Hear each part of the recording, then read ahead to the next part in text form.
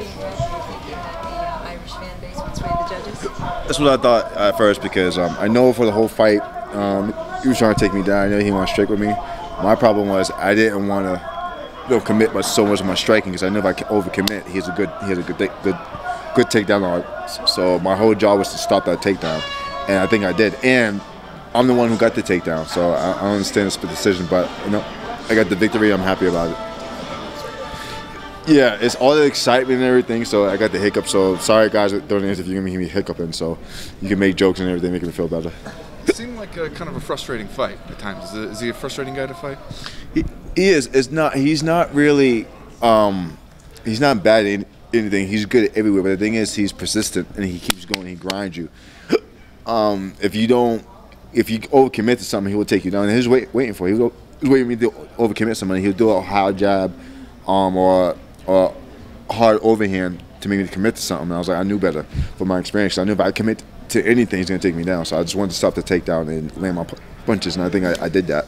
Well, it seems like, especially for you, it felt like kind of a must-win in this situation, and then to go into a close fight against a guy who has a weird knack for winning close fights that people don't necessarily think he needs to win. Were you nervous there about your climate for you and the kind of fight it had been? Dude, I was very much nervous. We went to decision because at the end of 10 seconds of the third round, you see me. I was trying to knock him out because I was like, this is 10 seconds. I'm gotta go for it. But because how talented he is of taking guys down and smothering them, I didn't want that situation. I did not want to get taken down by him because him on top of you, you're not getting him off. So that was my whole strategy. Now, when you come into a fight like this, on a little bit of a losing streak, what have you been doing in your camp? Did you change things up, try new things to try to, sort of change everything around, you know what I mean? Because certainly something must not have been working. Actually, I switched camps. I was with White Crew for my whole UFC career, and my last fight in Boston, I got knocked out. Certain situation with that camp, and I end ties, and I signed up with Guillotine, the best camp in Boston, where Mark already and his reputation speaks for itself. So that's what I went to. I went to say, listen, I need help. I don't want to lose my career in UFC. So what he did is, he's like, all right. He took me under his wing, and he helped me for my fight, and obviously I got the victory, so it was working. Did you feel that he sort of undid bad habits you had, or what were the adjustments that he was able to make that you couldn't get at your old camp?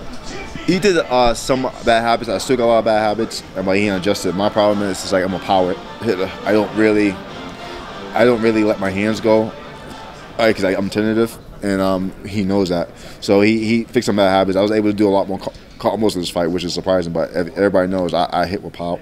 But he fixed that. I still have the power, but now I'm hitting more. So, I mean, I get to display my full skill this fight because this was a must-win fight. But like he said he got me at 60% when he want me. So he said with me, he just scratched the surface. So it's gonna be a brand new doomsday next camp around with Mark Delgado. So this might go as you expected it because, like you said, he's a tricky fighter to deal with. But as the rounds progress, is this kind of the way you envisioned it? Yeah, I know he's gonna try to take down. I knew he didn't want to stand with me so much because I knew he knew about my power. But it was basically a match of grappling versus striker. I'm trying to stop the takedown. He's not trying to get hit. So that's what it was. And everybody was like, "How come you didn't let loose?" I'm like, if I let loose too much, he'll commit. I'm gonna take it down. And the whole fight, that's what we tried to do. And the whole fight, I just stopped his takedown.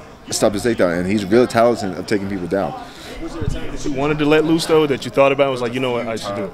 Bro, it was a few times I wanted to let loose. When I caught him, I wanted to let loose. But I know when you stubble him and he's loose and you go real hard, that's when he takes you down. When you think he wobbly, then he takes you down. So I had to be really smart. I had to use my experience and not be over emotional. There's a few times I want to land in. You see us I was going in. I was like, oh no, let me be smart because I did the takedowns right there. And the whole time I was just waiting for it. So at one point it was like you were pushing forward to had him against the cage, and that's when he went for the guillotine attempt. How close was that, and were you close to tapping? It looked like there was maybe just a single tap. Maybe it was you just putting your hand down on the mat to post out. Yeah, because I put my it's just I barely stopped it. The whole point of the game was to stop his takedown. We know if he stopped his takedown, he'll get frustrated. And we know he was going to try to strike with me, but his striking is not the same level as mine. It showed in the fight. This morning, Irish fans up at breakfast or something like that. When I was walking past, you were recording a group of Irish people at a table next to you. What was that about?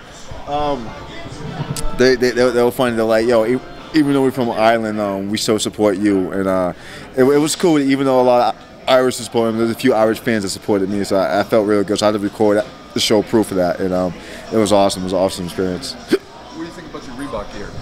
Love it. I love it. A lot of fans and people have been talking trash about it. I absolutely love it. The number one reason why I love it because my name is on it. My name is on it. It's like UFC is no longer just a venue where it's just a regular venue. UFC is not an NBA, an NFL, a Major League Baseball. It's we are that now. We're just not some venue with just produce fighters. We are professional athletes like them. And then with the gear like this, with our own name on it, we can start selling them, own jerseys. That's awesome. So it's an honor to be recognized like that. How does the money compare to what you were making off sponsors before? For me, because I'm not a mid-tier fighter, it's the same. It's not. I don't necessarily lose money or make money. It's exactly in the middle. So it's just like a few grand difference for me.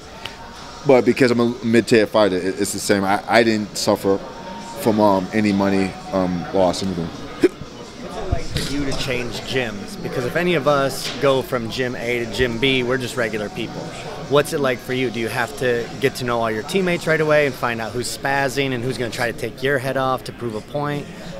It's exactly like that. When you go to a new gym, and especially a big name as I have, you don't know who's going to take your head off. You know who's out to gun you. But Takedowns didn't really.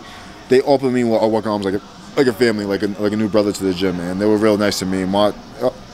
A lot of respect to my Duragado. I mean, he did a lot for me. He opened me with open arms, and he took me through the ropes, and he treated me like one of his own. So I'm really proud to represent that gym. It's an honor. It's a real honor for me to represent his gym. Looking forward, basically trying to dogfight, and you were getting in short punches. Were you surprised he continued? Like, he'd just hold one arm, and you kept trying to land. Yeah. Were you surprised he kept trying and didn't just back away? I was surprised. He actually has a pretty good chin. I caught him with a few clean, solid punches, and he was still up, so I was really shocked. But what I'm really shocked is his clinch. He's really strong in the clinch. He was able to push me against the cage. I mean, I was able to turn him around a few times. But he's really, really strong, and that's why I couldn't open up so much, because I don't want to open up, and let the acid build up my arms. I don't have the strength to push him off me, but he's real strong. I honestly think he's going to go far. He has a lot to learn because he's still new to the game, but my honest opinion is he's going to be one of those names that you hear about the division. Probably one day he'd be like a title contender. We're probably going to fight each other again. I'm pretty sure we are, but by then, it'll be harder. But actually, let me take that back. Actually, because we just talk and we're probably going to train together.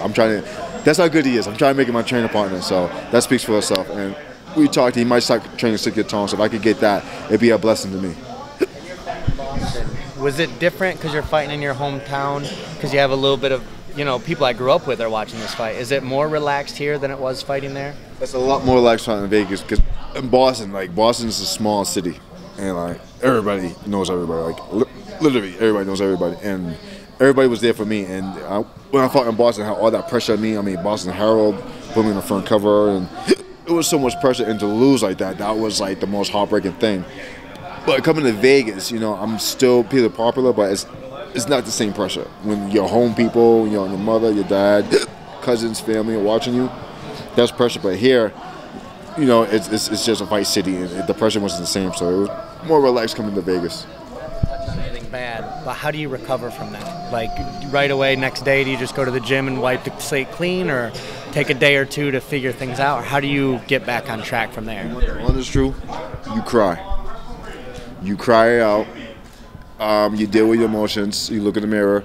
You ask yourself you want to do it again, and you pick yourself up, and then you go do it again. That's the most honest answer. It's just, if I want to tough it out, I straight cried. I cried like a little girl, and I'm not ashamed of it. But letting that emotion out and look in the mirror and say, can I fight again, got me back here, to try again. And look, I got the victory. So that's what it takes. Sometimes it takes a loss to realize you do something wrong to get better or something.